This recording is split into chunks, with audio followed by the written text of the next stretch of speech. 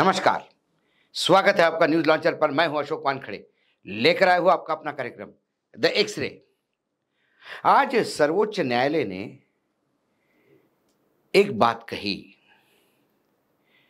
महाराष्ट्र में जब से सत्ता बदल हुआ, खासकर शिवसेना टूटी, उसके बाद राष्ट्रवादी पार्टी टूटी, मामला सर्वोच्च न्यायालय में आया, कुछ मामले संविधान पीठ पे चल रहा है। लेकिन महाराष्ट्र की 9 करोड़ जनता को यह लगता है कि न्यायपालिका ने उनके साथ न्याय नहीं किया।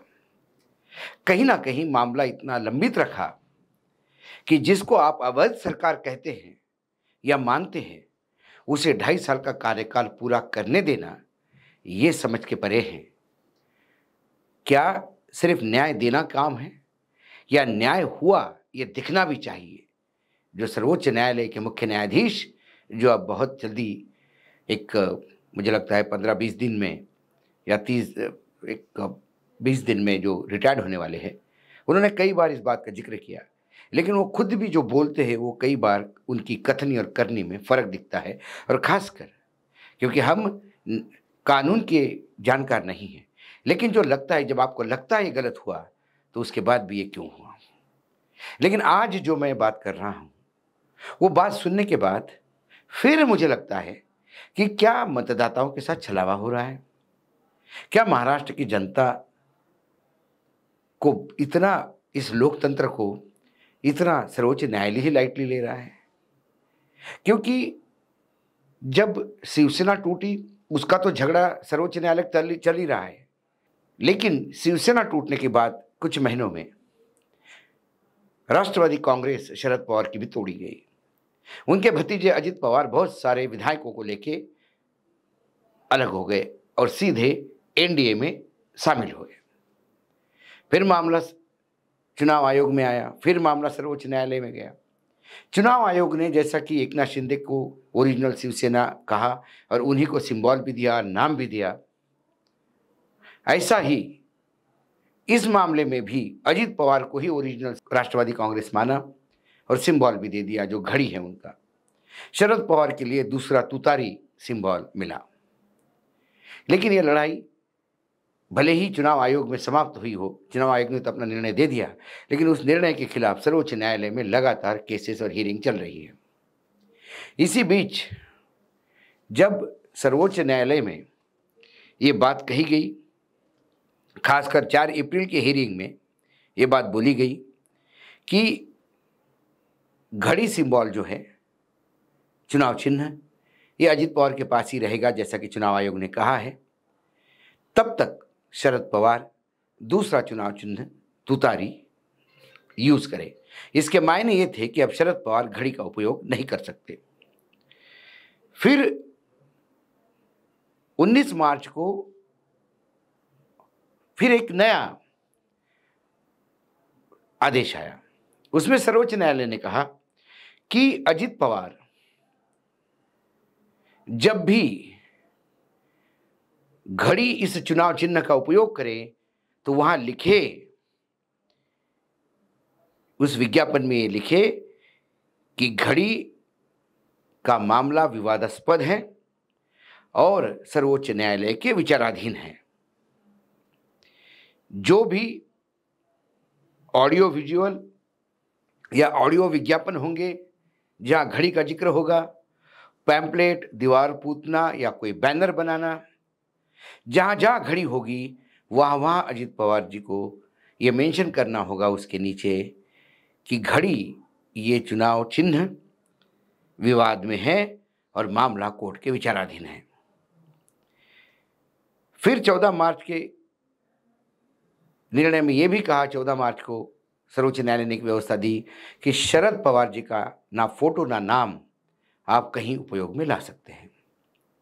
उसके बाद आज जो बात हुई, आज इस मामले पे जो सर्वोच्च न्यायालय का बड़ा बेंच है, जस्टिस सूर्यकांत जी, जस्टिस दीपांकर दत्त जी, जस्टिस उज्जवल भुइया जी, इन्होंने फिर एक बार कहा अजित पवार के वकील को कि आप जब घड़ी का उपयोग करेंगे चुनाव चिन्ह का, तो उसके नीचे लिखेंगे कि ये विवाद में है और मामला सर्वोच्च न्यायालय में विचाराधीन है। ये आप नहीं कह सकते कि ये आपको ही मिला है, इसके मायने हैं। फिर उन्होंने कहा कि 9 नवंबर को आप आ जाइए एक एफिडेविट लेके। अब जब मैं चुनाव आयोग के उस वक्तव्य को एक्सरे मशीन से देखता हूं तो मैं अपने आप पे हंसने लगता हूं। चुनाव माने सिगरेट का पैकेट हो गया कि जिसके ऊपर स्टैट्यूटरी वार्निंग होती है, सिगरेट पीना स्वास्थ्य के लिए हानिकारक है।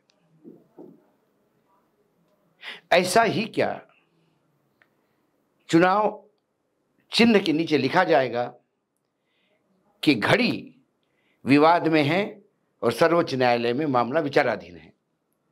उससे घड़ी इस चुनाव चिन्ह का उपयोग करने में क्या फायदा या नुकसान होगा? घड़ी मिल गई है। बाय एंड लार्ज महाराष्ट्र की जनता को चुनाव आयोग के निर्णय के बाद अजित पवार ने बता दिया कि ओरिजिनल राष्ट्रवादी कांग्रेस मैं ही हूं और राष्ट्रवादी कांग्रेस शरद चंद्र पवार ये नया पार्टी है, उन्हें नया सिंबल दिया गया है तुतारी, और ओरिजिनल मैं हूं। लेकिन सर्वोच्च न्यायालय कहते हैं कि आप ओरिजिनल होंगे लेकिन उस चुनाव चिन्ह के नीचे आप स्टैट्यूटरी वार्निंग लिखेंगे। क्या ऐसी व्यवस्था नहीं हो सकती थी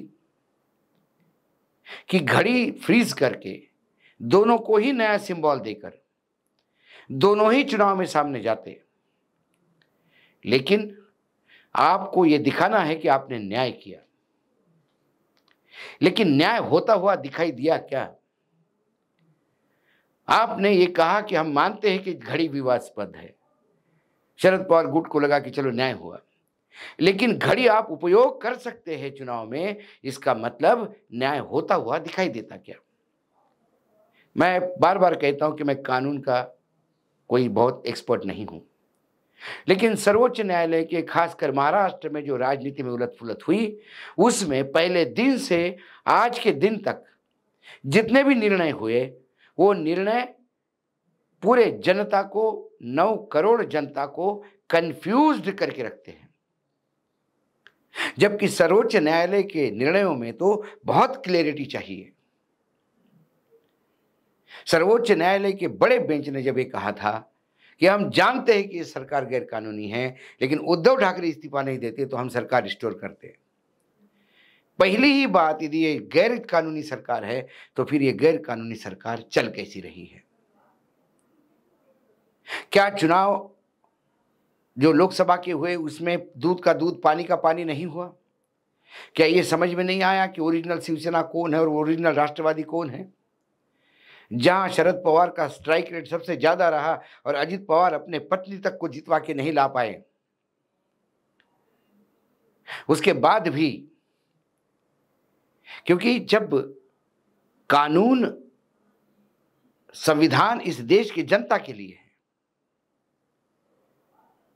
चंद कानूनों के साथ यदि खिलवाड़ होती है और शब्दों के जाल में फंसाकर यदि किसी को फेवर किया जाता है तो फिर हम इसको न्याय कैसा माने? ये सवाल आज महाराष्ट्र की जनता कर रही है। अच्छा होता कि घड़ी फ्रीज हो जाती, दोनों को ही नए सिंबल मिलते, और जब तक निर्णय नहीं होता तब तक घड़ी का उपयोग ना होता।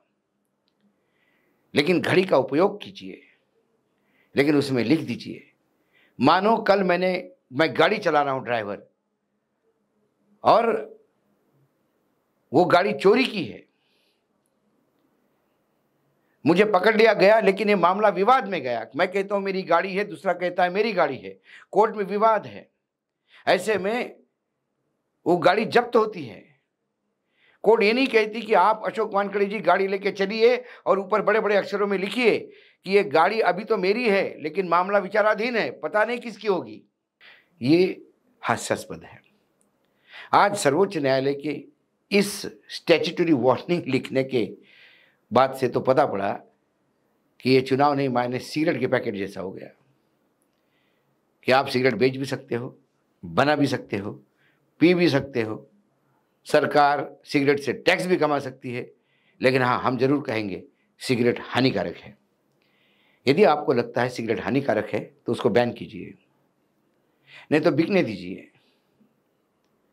आप अपने बच्चों को एजुकेट करिए, लेकिन सिगरेट के पैकेट के ऊपर वो वार्निंग लिख के आपको लगता होगा कि दायित्व समाप्त हो गया, तो आज भी सिगरेट का खप यानी बिक्री बढ़ी रही है, सिगरेट के उपयोग बढ़ रहा है और कैंसर के पेशेंट भी बढ़ रहे हैं। वैसा ही अजित पवार, चाहे जनता साथ में हो न हो, चुनाव आयोग ने कह दिया ओरिजिनल है तो ओरिजिनल है, और जब शरद पवार न्याय मांगने आए तो उनको एक ही जवाब दिया जाता है कि अभी विचाराधीन है।